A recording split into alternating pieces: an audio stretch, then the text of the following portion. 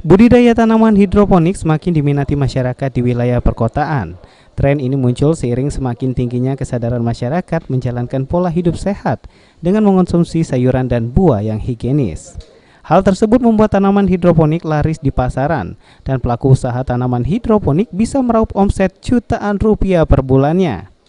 Salah satu pelaku usaha yang mencoba peruntungan dari bisnis tanaman hidroponik, Andi Kamsa, mengaku bisnis tanaman hidroponik ini sangat menguntungkan, terutama di wilayah perkotaan seperti di kota Palembang.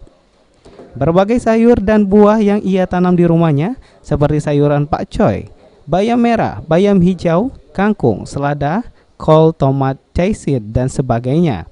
Ia menambahkan dirinya bisa memanen hasil tanaman tersebut 4 kali dalam 1 bulan, yang hasilnya akan dijual langsung ke konsumen maupun disuplai ke pasar tradisional dan supermarket.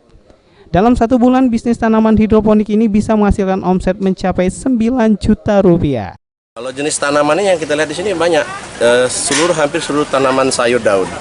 Ada pakcoy, caisi, bayam merah, bayam hijau, kailan, kangkung, punjen, dan lain-lain banyak.